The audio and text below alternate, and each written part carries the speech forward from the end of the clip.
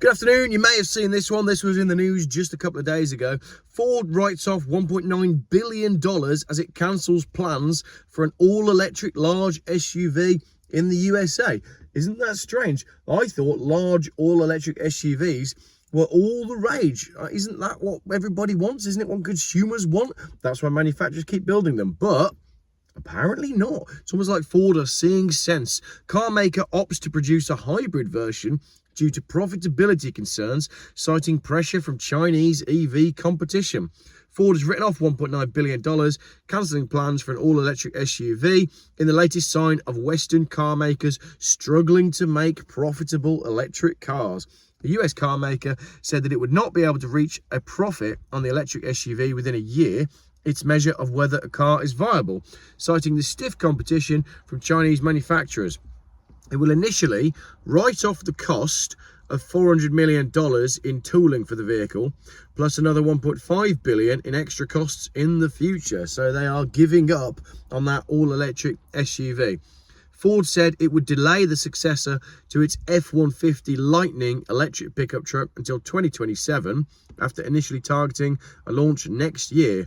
The electric Lightning pickup truck has not been doing well in the USA. If you are a viewer from the USA, please comment with your experiences of the Lightning or people that have bought and owned them.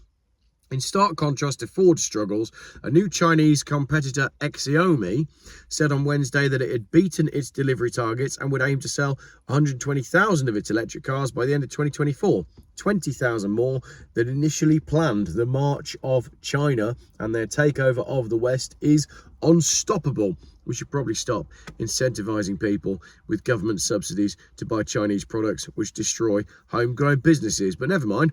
Xiaomi is much better known as a maker of smartphones, but its push into the electric car market alongside the likes of BYD, stands for Burn Your Driveway or Burn Your Dealership, and Geely, who now own Volvo amongst others, and Lotus.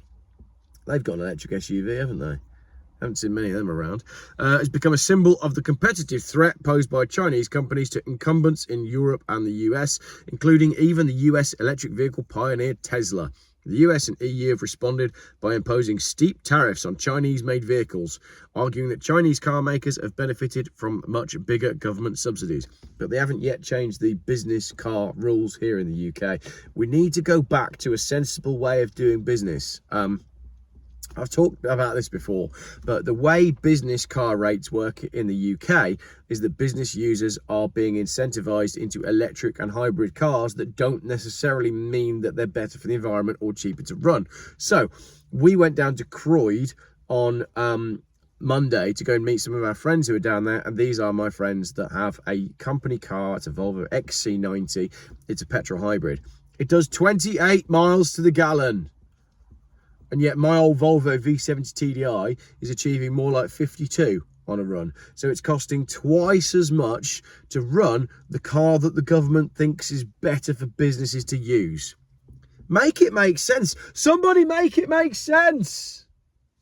Nobody out there can make it make sense. Ford boss Jim Farley said the decision to produce fewer electric cars in favour of hybrids gives our customers maximum choice and plays to our strengths. Hybrid cars can combine a polluting petrol engine with a smaller battery.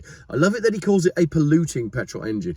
Do you know how clean engines are compared to how they used to be? All the technology and everything, all the DPF filters and all of the tech that makes it burn cleaner than it ever did. Cars are cleaner than ever. We don't have smog-laden cities, do we? So calling it a polluting petrol engine, why can't we just call it a petrol engine? That's the Guardian for you, isn't it? So the polluting petrol engine combined with a smaller battery, and Farley emphasised that hybrids make a real difference in CO2 reduction, which you can't argue with, because if you're running slightly on electric power, then you are going to be polluting less, because that pollution has been done somewhere else when they were making the battery for it. Ford acknowledged it was struggling with competition from China, saying Chinese competitors leverage advantaged cost structures, including vertical integration, low-cost engineering, multi-energy advanced battery technology, and digital experiences to expand their global market share. What a load of LinkedIn speak that was. Chinese competitors leverage advantage cost structures. Vertical basically means they're huge businesses that have low-cost engineering because of safety and human rights issues in China, and advanced battery technology and digital experiences because they all use the same technology. They always use the same touchscreen. It's all the same stuff. That's all it is. That's all he's saying there. We can't compete because we have to pay our employees properly and we have to ensure that the factories are safe. That's it.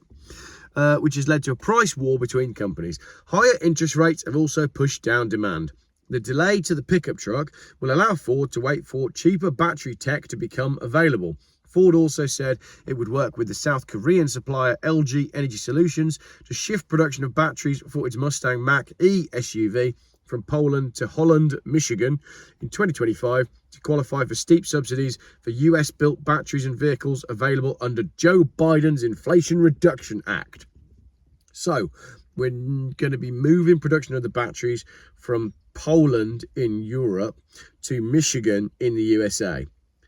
But the problem is the Ford Mach-E is not selling. I assume it's the same in the USA as it is in Europe. I had someone email me the other day who works at a Ford dealership and they just cannot sell the damn things. But interestingly, they have now launched a new rally version. You can now get a rally version of your Ford Mustang Mach-E that is knocking on the door of 100 grand for an electric car that's slightly lifted with big wheels. For the first time ever, I'm going to recommend that you buy an old Land Rover instead of one of them.